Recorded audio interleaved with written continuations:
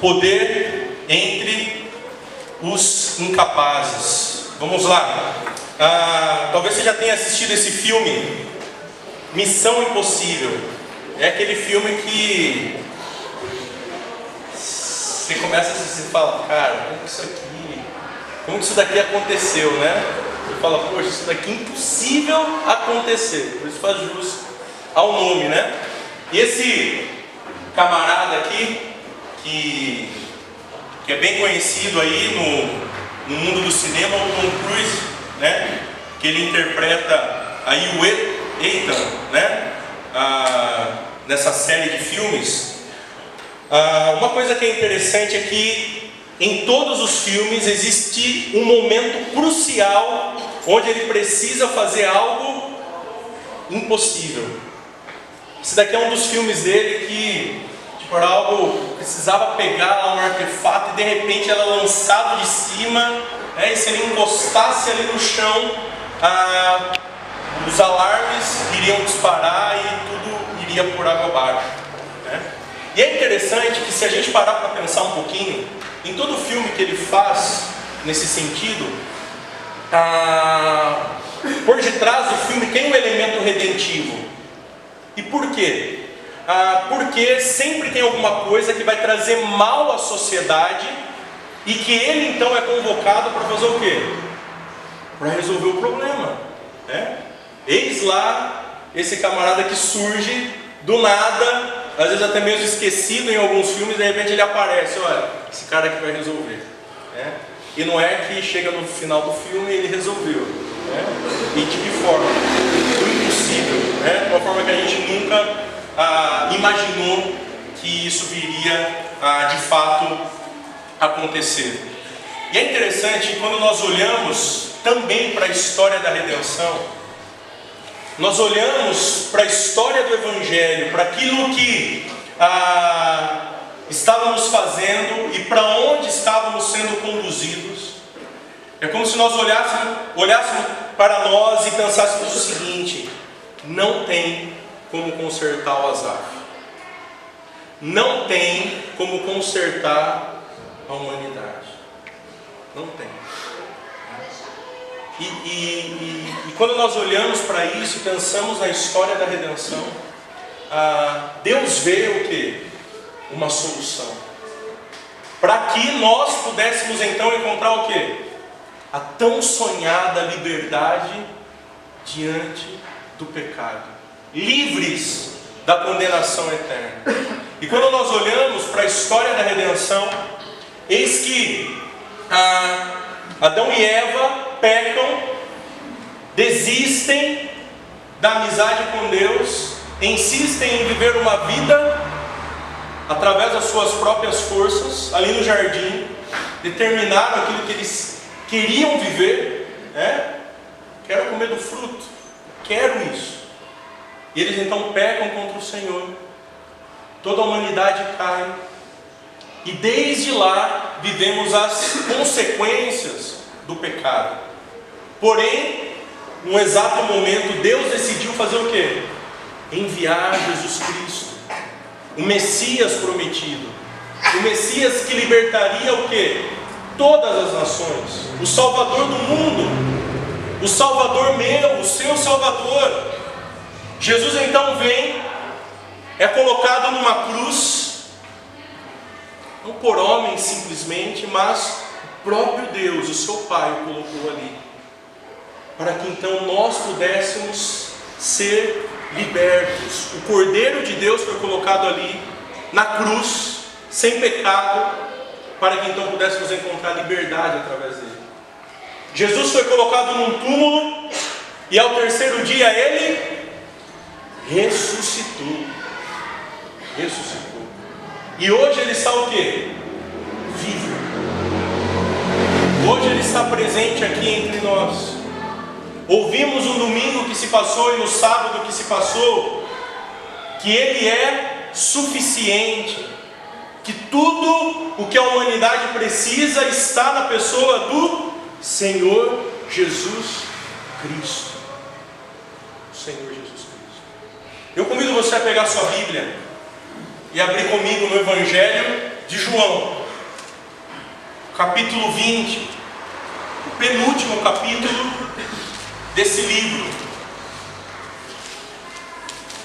desse evangelho, escrito pelo discípulo amado do Senhor Jesus Cristo,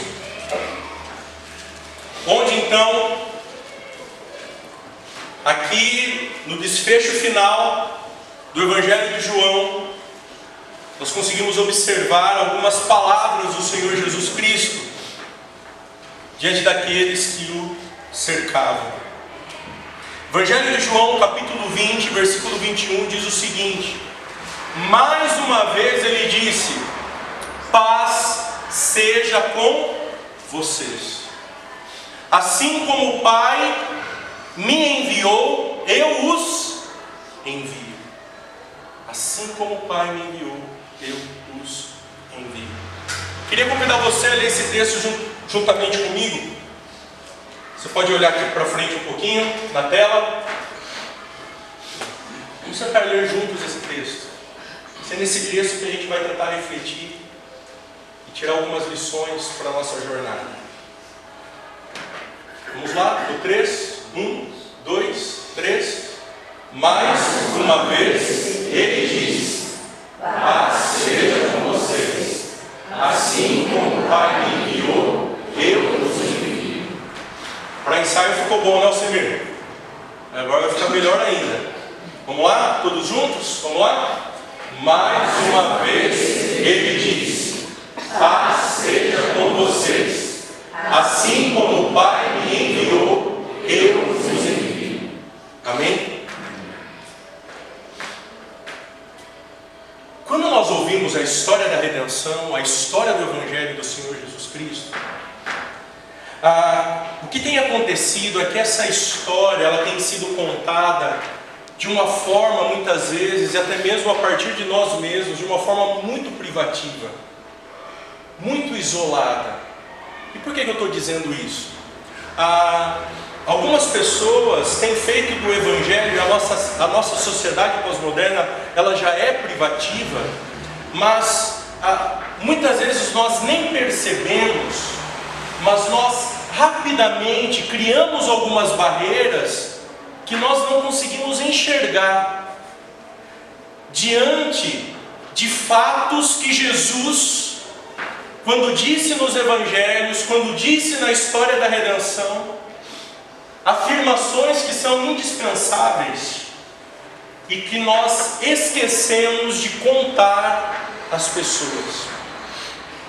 A primeira coisa que nós, quando evangelizamos, nós dizemos o seguinte: Jesus morreu por você. Ele quer transformar o quê? Você. Ele quer transformar o quê? A sua vida. Certo?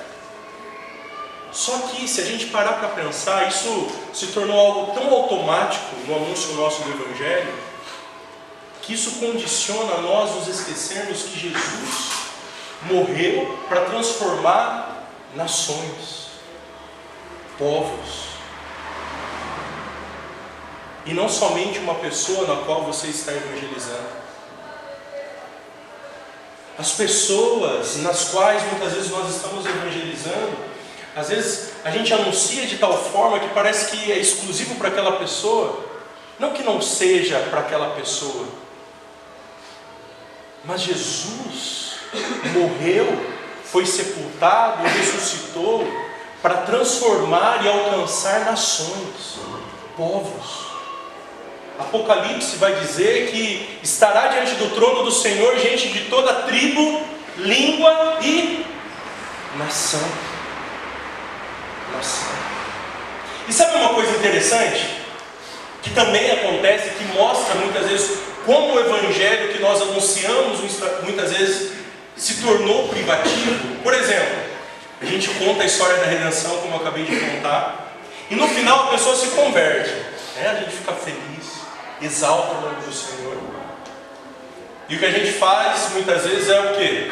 Você precisa procurar uma igreja, vai se reunir, vai aprender mais do Senhor. E e nós nos esquecemos de algo fundamental sobre o Evangelho. Qual foi a última vez que nós pregamos o Evangelho e no final dissemos assim: olha, vai e anuncie essa história a outra pessoa. Vai e anuncie o que eu acabei de contar para você, para a sua família, para o seu amigo da faculdade, para o cara lá do teu trabalho. Qual foi a última vez que nós evangelizamos e falamos dessa forma? No final da história da redenção, no final da história do Evangelho que nós acabamos de contar. Parece uma coisa muito pequena, né? Só que quando nós olhamos para esse texto, meus queridos, Jesus acabou do quê? De ressuscitar. Ele havia ficado 3 dias aonde? Num túmulo. Ele apareceu rapidamente para algumas mulheres. Ele se encontra pela primeira vez com quem agora? Com os discípulos. Aparece do nada no cômodo de uma casa. O que a gente poderia supor? Jesus vai fazer o seguinte, ele vai agora acalmar os corações, né? Os corações irritados, vão aqui orientar, vou contar o que aconteceu, como foi e tal. Não! O que Jesus faz? Mais uma vez ele disse: paz sejam com vocês.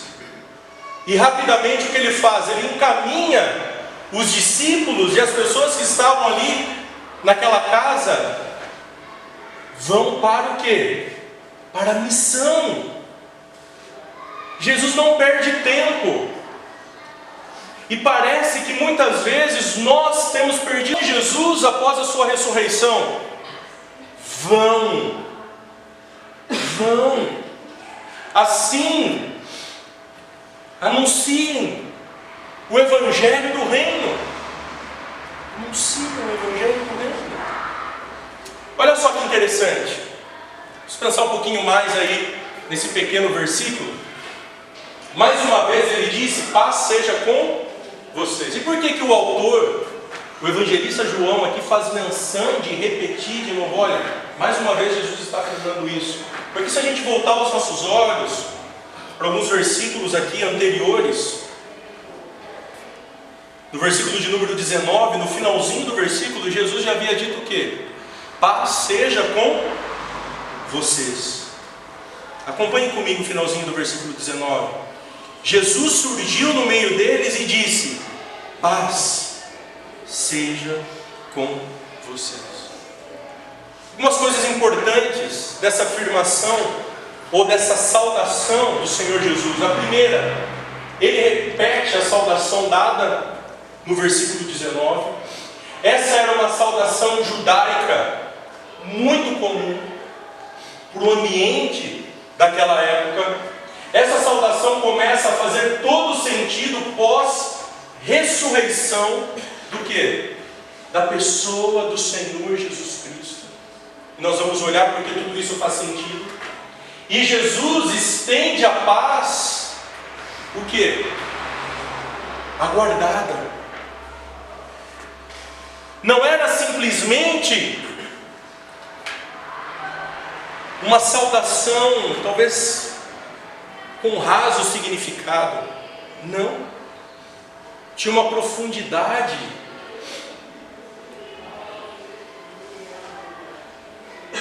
Aquilo que Jesus estava propondo, aquilo que Jesus estava saudando. Olha só que interessante. Um texto bem conhecido nosso, Isaías 9,6. Olha o que diz: pois um menino nos nasceu, um filho nos foi dado, o governo estará sobre os seus ombros, e ele será chamado do quê? Maravilhoso Conselheiro, Deus Poderoso, Pai Eterno e Príncipe do quê? Da paz.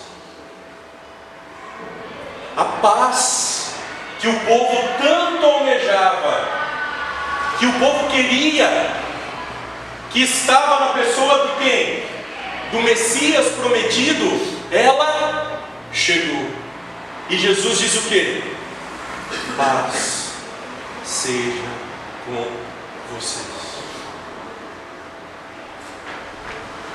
Isaías 52, versículo 7 diz o seguinte: como são belos sobre os montes os pés do mensageiro que traz o quê? Boas novas, o Evangelho. Boas novas do quê? De paz. De paz. E salvação, de que o Deus de Israel reina. Por isso, essa saudação, ela tem uma profundidade que nós precisamos resgatar. Às vezes a gente cumprimenta alguns irmãos e diz: graça e paz.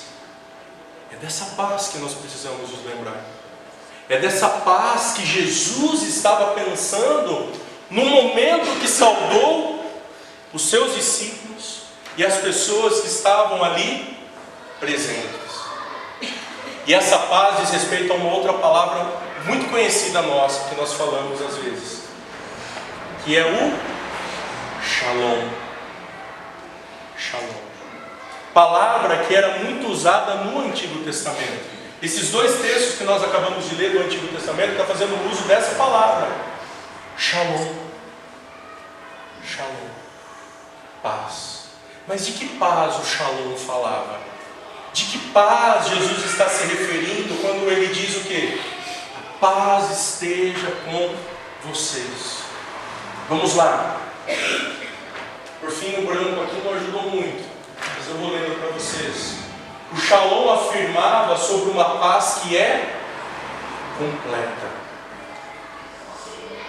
O Shalom de Deus é uma paz completa, não é uma paz parcial.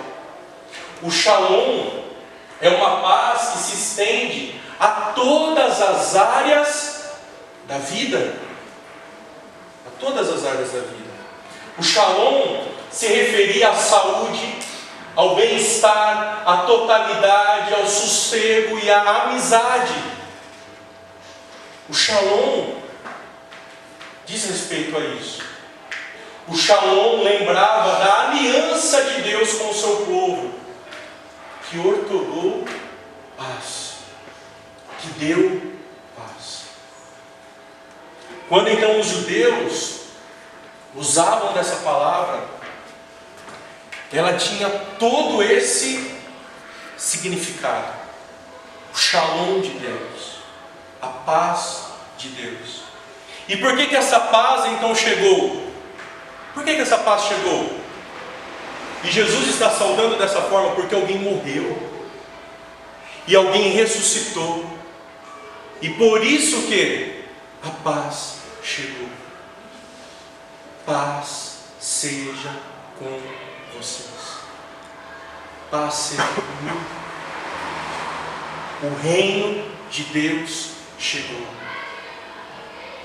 Jesus então, ele está ratificando duas coisas importantes. Eu ofereço a paz do Messias. E quem é o Messias? É Ele mesmo. Eu ofereço e também eu lhes concedo o quê?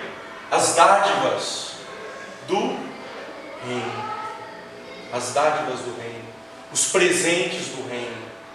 Porque o reino de Deus chegou. E o reino de Deus está entre nós. Sabe, meus queridos, nós temos nos esquecido dessa paz, do Shalom dado a nós por conta da morte e da ressurreição do Filho de Deus. Nós temos nos esquecido da extensão que o Evangelho tem. E uma pergunta a ser feita é a seguinte: o que nós temos feito com o Shalom de Deus? Com essa paz que não é para ser guardada onde? Em mim, somente para a sua casa, para os seus familiares. Por isso o texto diz o quê? Paz seja com vocês. E ele continua no texto dizendo o seguinte: assim como o Pai me enviou, eu os envio. Envio para quê? Para anunciar o Evangelho, para anunciar o reino de Deus, para anunciar o Shalom de Deus. E meus queridos, o Shalom de Deus está presente aqui no meio de nós, porque o reino de Deus já chegou.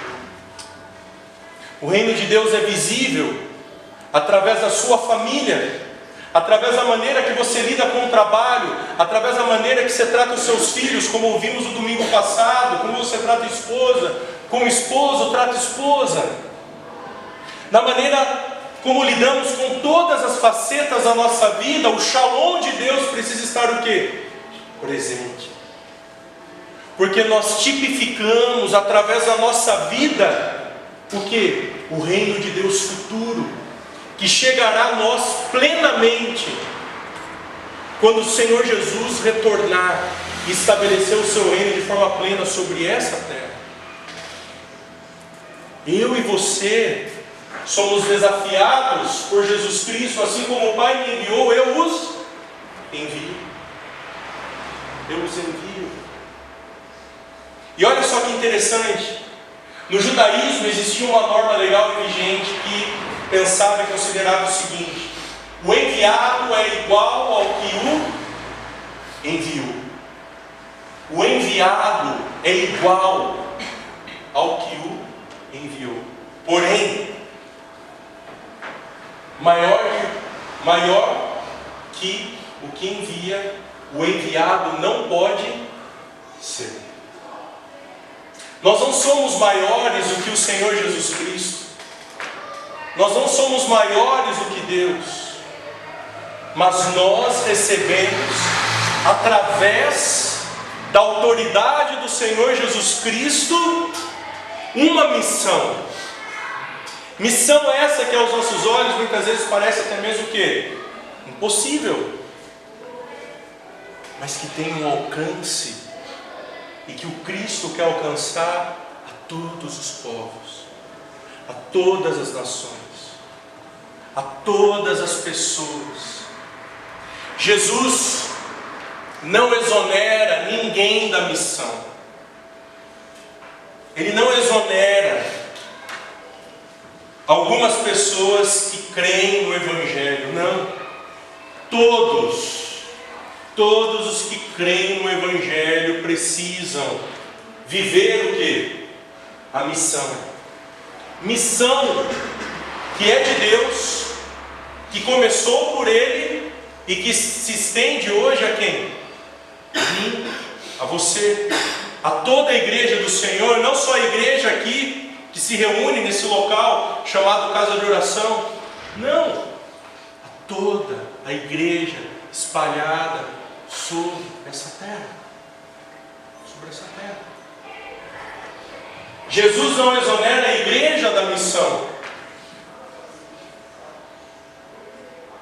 Jesus não exonera a igreja da missão. Jesus afirma sobre a importância e continuidade do que? Da missão. Tanto que em todos os evangelhos, os evangelistas fazem menção do que? Da missão. Em todos os evangelhos, no final, eles lembram o que Jesus havia dito sobre a missão. Assim como o Pai me enviou, eu os enviei. E quais são as implicações disso para mim e para você? Para a nossa jornada, para a nossa igreja, igreja do Senhor. O que a gente pode considerar é que a igreja é enviada para fazer discípulos, para proclamar o perdão às nações, o shalom do Messias. A igreja, ela é enviada para fazer discípulos. E meus queridos, olha como está escrito ali, não é para proclamar a uma pessoa específica, mas é para proclamar as nações. As nações. Não somente isso, Jesus envia a igreja em uma missão para as nações. Para as nações. Jesus não quer alcançar somente o seu vizinho. Jesus quer alcançar a todas as pessoas. Por isso que eu disse e perguntei para Cada um de nós aqui, se no final dos nossos evangelismos, nós temos dito às pessoas: olha, essa mensagem que você acabou de ouvir, você precisa estender ela a outras pessoas. Sabe por quê, meus queridos? Porque senão o projeto do Deus eterno, do Todo-Poderoso, de maneira nenhuma eu posso dizer que não irá acontecer. Que vai acontecer. Afinal, ele vai se concluir. Mas ele acontece de forma lenta, de forma devagar. E que muitas vezes nós não damos a devida importância da missão confiada a nós. A igreja dá continuidade à missão de Deus, que tinha como responsabilidade primária o povo de Israel.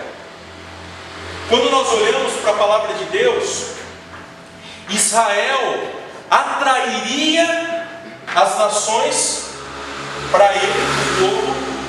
Todas as nações olhariam para Israel e afirmariam: eis, aqui está o Deus vivo, verdadeiro. Nós precisamos nos tornar como aquele povo. A nação de Israel tinha esse privilégio, esse propósito, foram chamados para isso. Porém agora, isso se inverteu, mas também continua com esse olhar atraente. A maneira como eu e você vivemos no reino de Deus faz com que anunciemos a mensagem, mas também que nos tornemos o quê? Atraentes para as pessoas que não têm o Senhor Jesus Cristo. A igreja precisa se tornar atraente para a cidade de Piracicaba. A partir do momento que nós encarnamos, através das nossas vidas, o Senhor Jesus Cristo. E por isso nós somos chamados do quê? De cristãos. E eis que surge o termo cristão, considerado então um pequeno cristãozinho. É isso que significa. Eu e você somos o quê? Pequenos cristãozinhos nessa cidade de Piracicaba.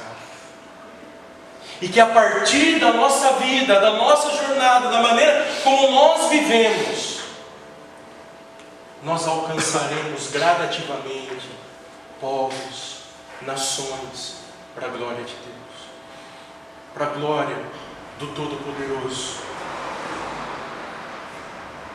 Outra implicação é que a igreja é enviada para viver entre as nações, anunciando que o reino chegou, e consequentemente as nações são atraídas para a igreja e para Cristo. Para Cristo.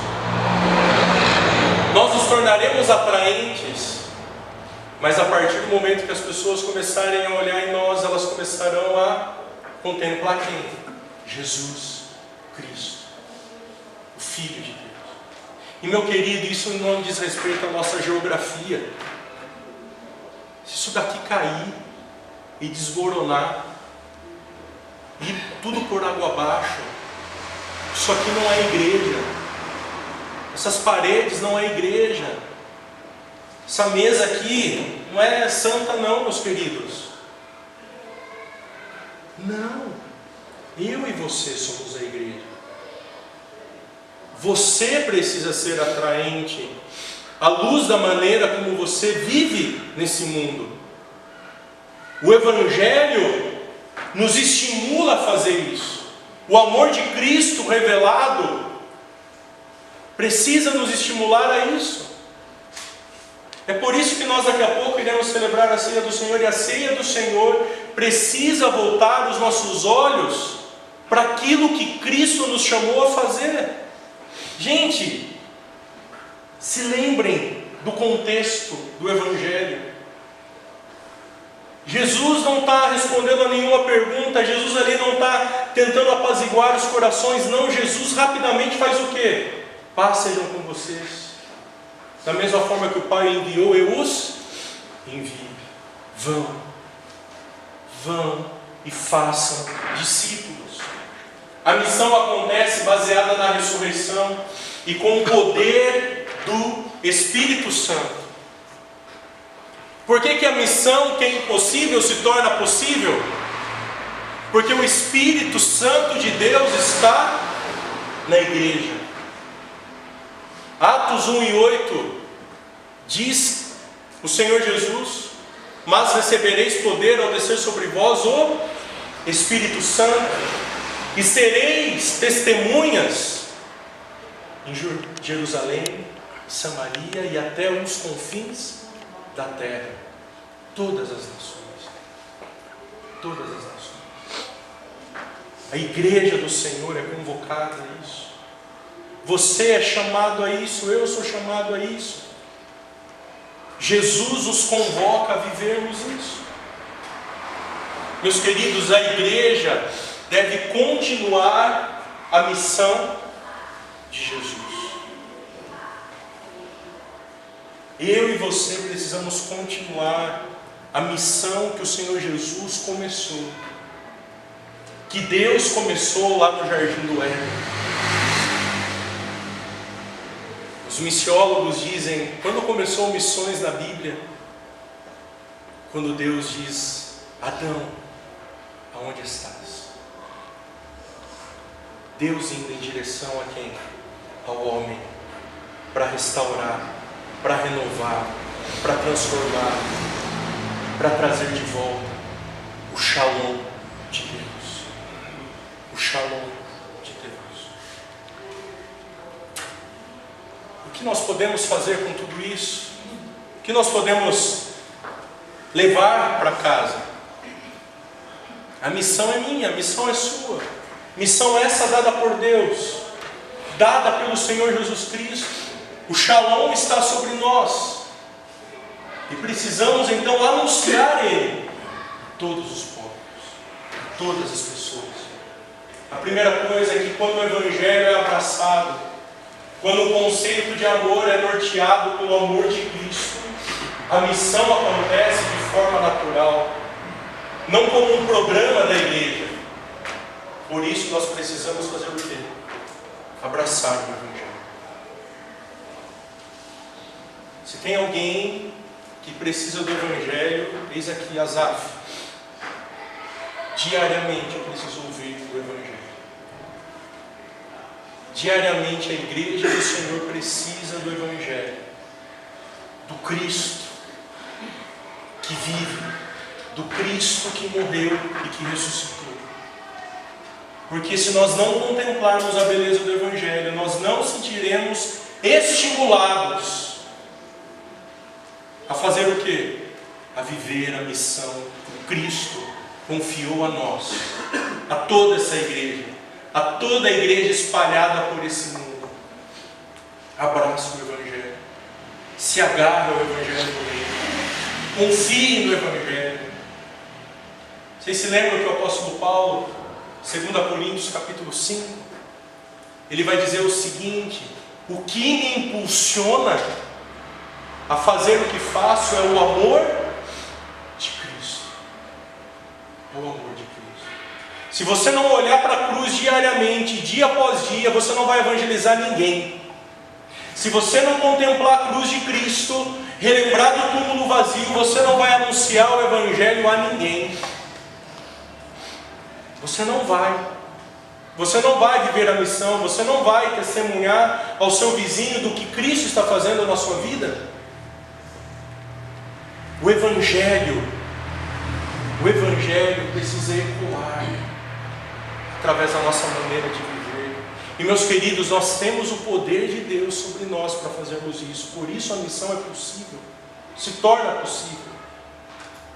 Meus queridos, se a gente parar para olhar para a história da igreja, se eu e você estamos aqui hoje, desfrutando das belezas do Senhor Jesus Cristo, é porque esse grupo de homens, naquela sala, entendeu o que era o Evangelho. E porque eles entenderam o Evangelho, eles decidiram viver baseados no Evangelho. E estamos aqui porque eles decidiram fazer isso. Mas nós temos fazido jus a isso, porque o amor de Cristo precisa nos constranger.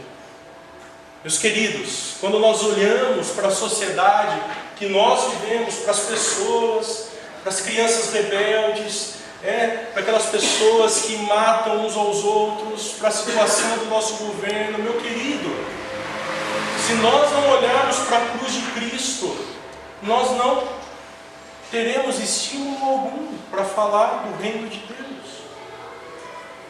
Por isso nós precisamos nos lembrar: alguém morreu e ressuscitou para que a missão continuasse. E a missão tem continuado através da sua vida.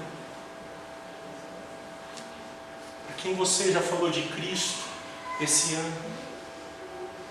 Para quem você, nesse ano, você anunciou sobre o Shalom de Deus?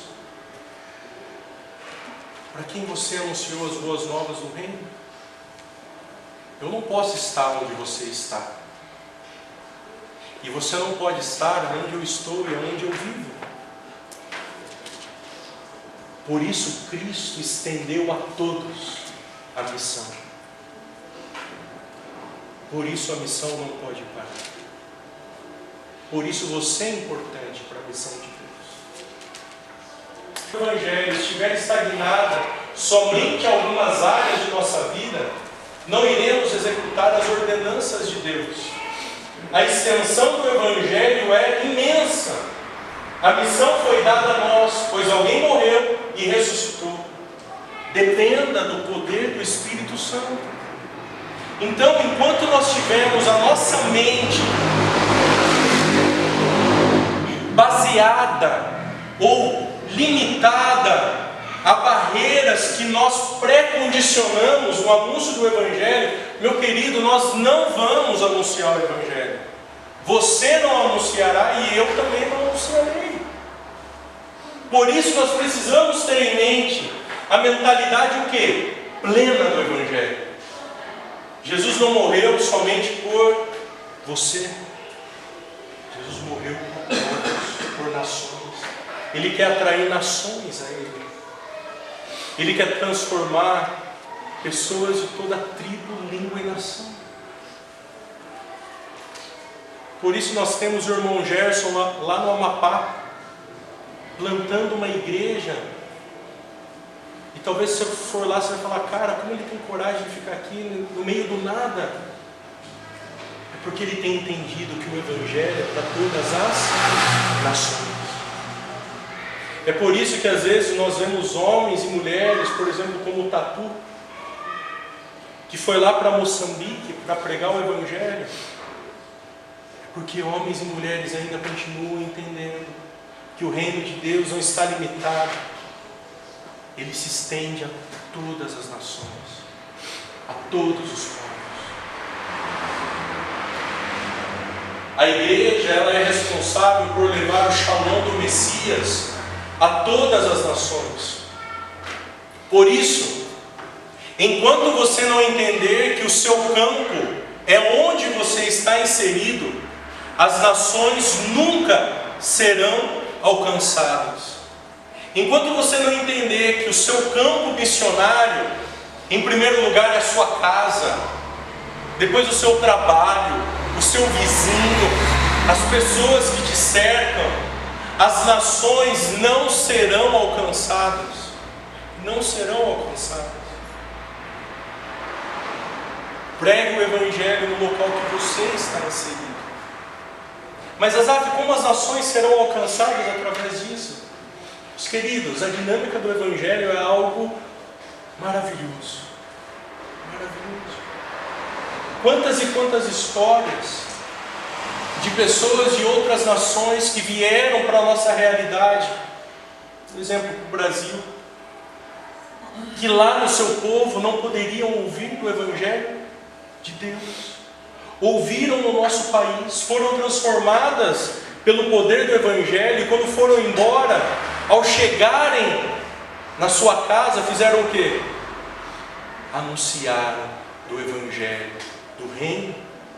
E o Evangelho chega aonde? As outras nações. A partir do momento que nós entendemos. Quantos de vocês aqui trabalham em multinacionais da nossa cidade? E quantos estão inseridos nesse contexto que são do quê? De outras nações, de outros povos. onde você pode ser instrumento do Senhor para anunciar o quê? O reino de Deus. O reino de Deus. Ali é o seu campo missionário. Ali o Shalom precisa ser visível. Eu queria deixar o último desafio. Eu queria que você fizesse isso agora. Para quem você vai anunciar o Evangelho do Reino essa semana? Para quem você vai falar durante essa semana sobre o Shalom de Deus? Para quem? Eu sei quem Deus tem me desafiado a falar do Evangelho. Mas a quem Deus tem desafiado você a falar do Evangelho? Eu queria que nesse exato momento você pensasse. E eu creio que Deus pode colocar isso no seu coração. Alguém que você pode anunciar o Evangelho. Eu queria que nesse exato momento, com a autoridade delegada a você, por meio do Senhor Jesus Cristo, porque Ele mesmo disse: paz sejam com vocês. A mesma missão que eu recebi, dada pelo Pai, eu dou agora a vocês. Eu queria que você colocasse em oração essa pessoa, de uma forma bem rápida. Ore nesse momento para essa pessoa que você falará do Evangelho. Talvez seja alguém da sua família, talvez seja alguém do seu trabalho, talvez seja o seu vizinho, talvez seja aquele seu amigo da faculdade, talvez aquele amigo da sua escola que você conversa com ele há tanto tempo. Talvez ele nem saiba ainda que você é um filho de Deus. Coloque a vida dele diante do Senhor. Vamos tirar 2 minutos para a gente orar por alvos evangelísticos. A missão precisa continuar. Coloque diante do Senhor então alguém que você queira falar do Senhor Jesus essa semana.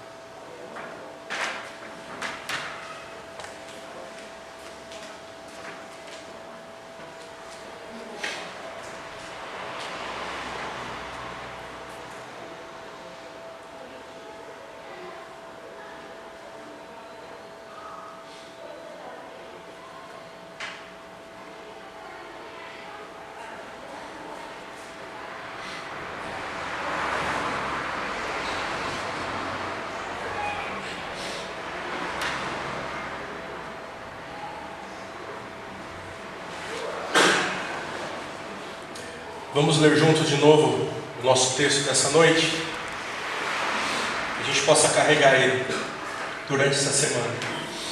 Vamos lá? 1, 2, 3. Mais uma vez ele diz: paz seja com vocês, assim como o Pai me enviou, eu vos envio. Amém?